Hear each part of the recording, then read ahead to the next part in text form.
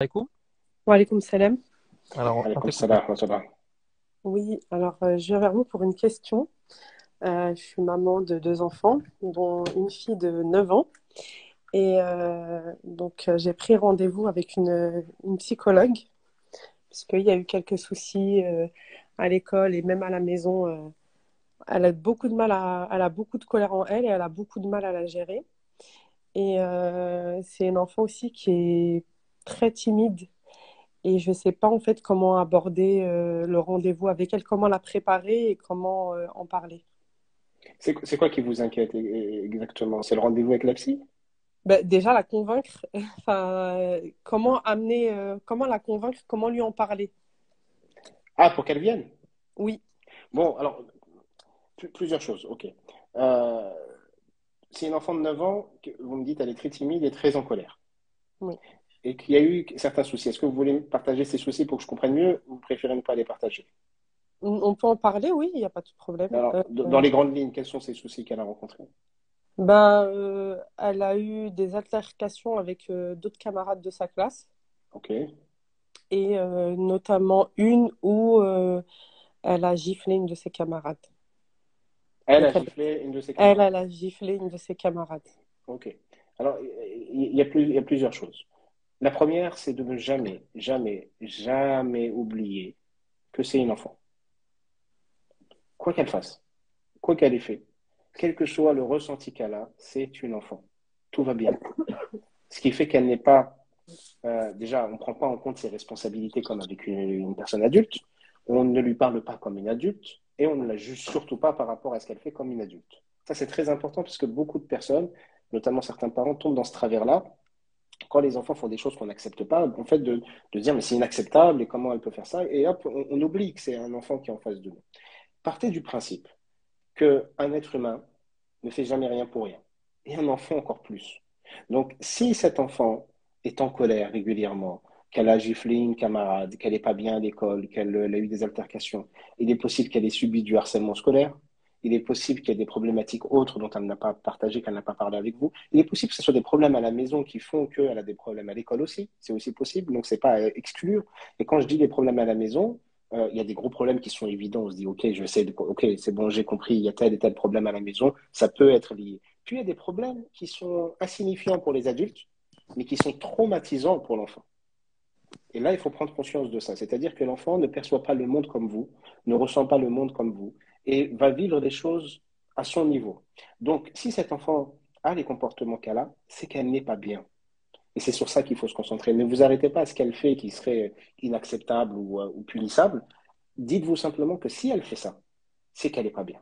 Si elle n'est Ah, pas bien, il faut faire en sorte qu'elle puisse être mieux. Donc c'est très bien que vous ayez pris déjà un rendez-vous avec, ah oui, mais moi, avec- c'est totalement dans cette démarche parce que quand je la vois en colère, ouais. ça m'attriste parce qu'elle est soumise à sa colère. Et ça, Hmm. je vois que ça lui fait du mal à elle. Oui. C'est Alors, vraiment, il n'y a aucun jugement. C'est vraiment, très bien, c'est je super. sens et je perçois qu'il y a quelque chose qui ne va pas. Alors, Exactement. elle m'en parle pas, elle n'en parle pas à l'école. Et c'est pour ça que j'ai fait cette démarche. Vous Mais avez bien comme fait. elle est très timide et qu'elle est méfiante par C'est pas un nature, souci. C'est pas un souci. C'est la psy qui va faire son travail. d'accord. Rassurez-vous, la psy, elle va savoir la mettre à l'aise, elle va savoir prendre le temps avec elle, elle va savoir comment lui parler. C'est son métier, tout va bien, c'est son domaine. Surtout si vous avez pris une psy qui est spécialisée pour les enfants ou les Oui. adolescents, elle fait que ça tout le temps, donc elle sait très bien le faire. La psy va la mettre à l'aise, va lui permettre d'être confortable dans la consultation, vous pourrez assister, peut-être qu'elle vous dira de sortir si l'enfant le préfère pour pouvoir permettre à l'enfant d'avoir un moment isolé pour lui-même, quoi, pour l'enfant ou pour elle, du coup pour la petite. Elle va la faire parler, elle va la faire dessiner, elle va lui faire des choses. Et puis, il faudra sûrement, ça c'est pas magique, hein, la psychothérapie, hein, c'est pas une séance que elle va lui régler ses problèmes, mais une première séance est nécessaire pour la mettre à l'aise. Et vous verrez que si elle réussit à la mettre suffisamment à l'aise, votre enfant voudra y retourner. Pourquoi? Ok. Parce qu'elle va se rendre compte que c'est peut-être le seul cadre qui lui permettra de dire ce qu'elle a besoin de dire, ou le seul cadre où on va réellement la comprendre sans lui prendre trop la tête ou sans la pousser à, etc.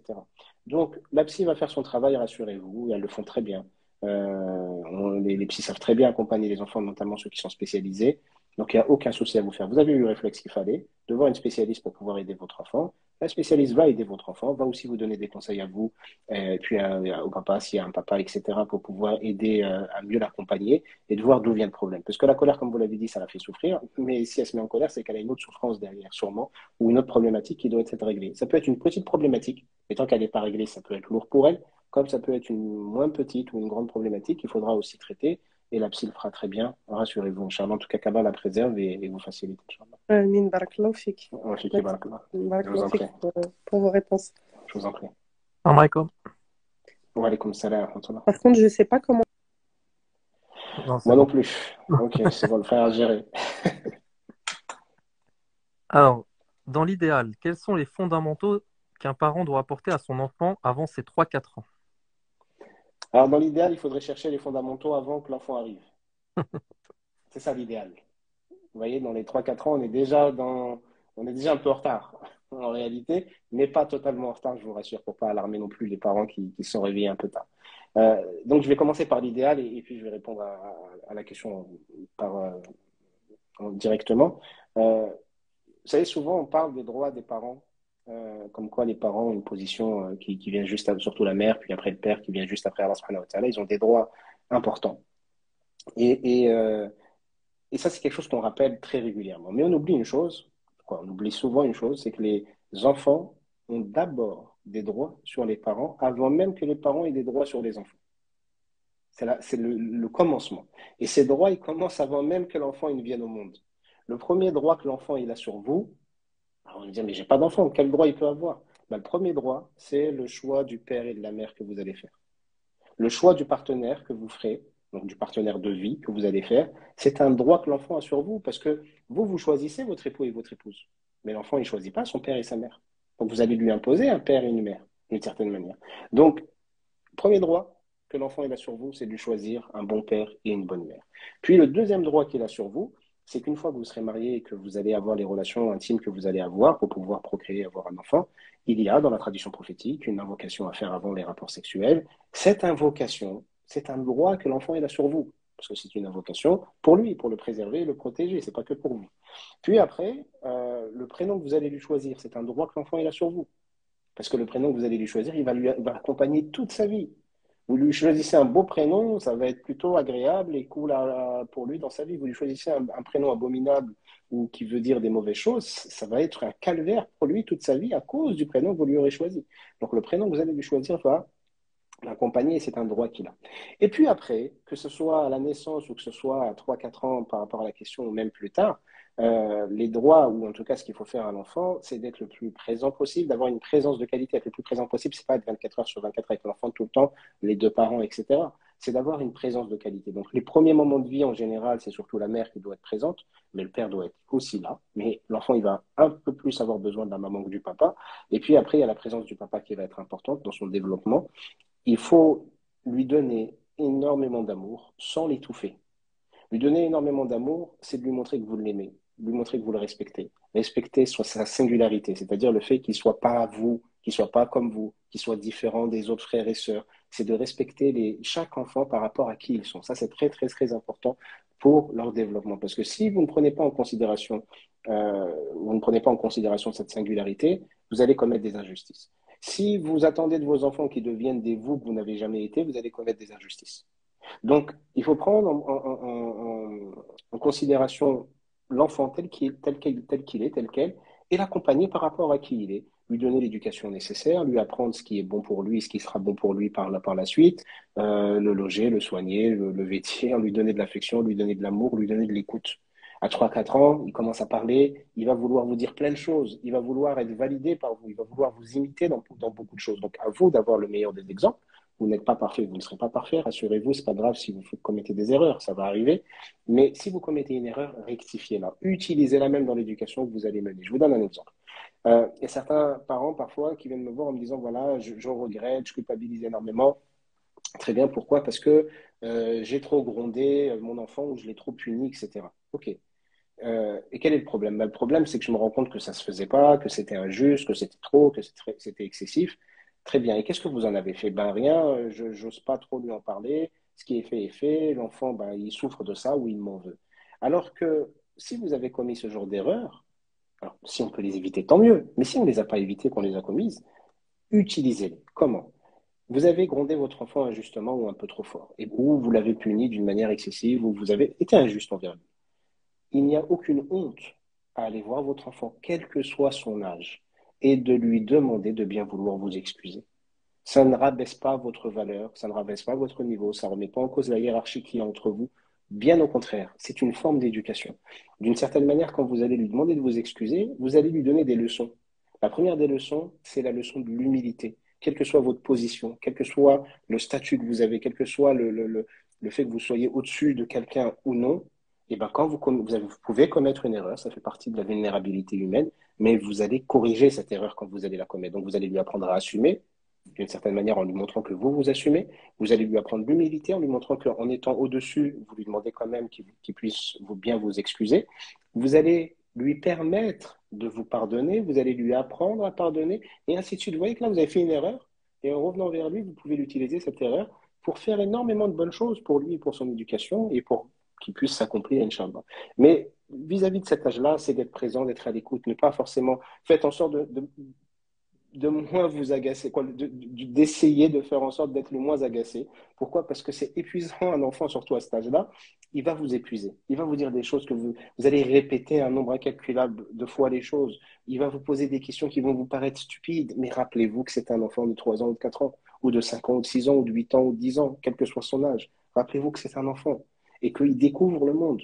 Donc, il a besoin de comprendre. Il va vous poser plein de questions. Si vous n'avez pas de réponse, c'est pas grave. Vous lui dites, écoute, mon fils ou ma fille, mon chéri, je n'ai pas la réponse, mais je vais la chercher ou on va la chercher ensemble et je vais pouvoir te l'apporter. Et quand c'est pas le moment, juste de lui dire, écoute, moi j'ai envie de t'écouter, j'ai envie de te répondre. Là, tout de suite, je ne peux pas. Je te promets que tout à l'heure, on pourra s'attarder dessus. Il faudra respecter votre promesse, par contre, et le rassurer par rapport à ses demandes.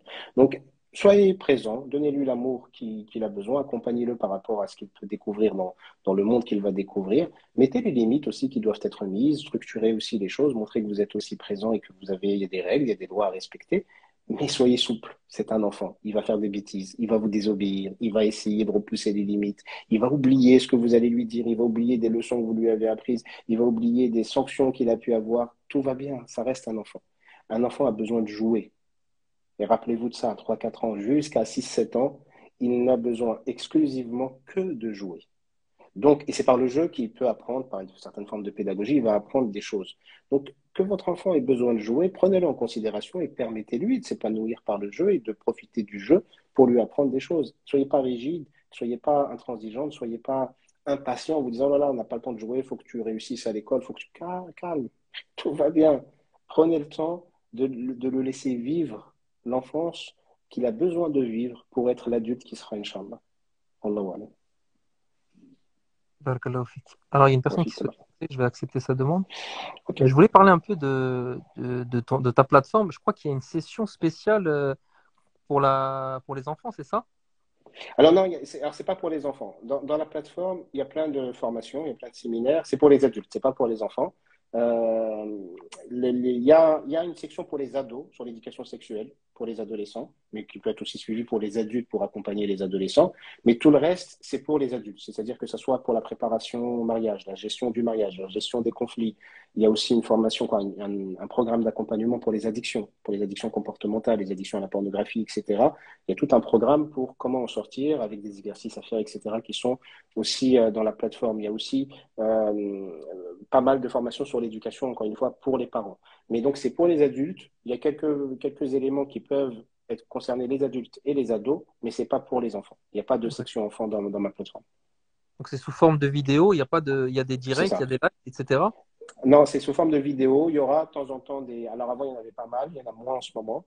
Mais il y en aura de temps en temps des lives ou des nouveaux séminaires qui seront ajoutés. C'est-à-dire que régulièrement, il y a des séminaires qui seront, des formations qui seront ajoutées. D'accord. À ceux qui souhaitent avoir plus d'infos, je vous invite à aller sur le compte d'Ali Habibi. Vous cliquez sur le titre en haut à gauche et vous pourrez retrouver cette formation. En plus, je crois que c'est 10 euros par mois. C'est C'est ça, c'est ça. ce qu'on passe sur le marché. C'est c'est rien du tout. Oui, l'idée, c'est de la rendre accessible. Avant, elle était moins accessible.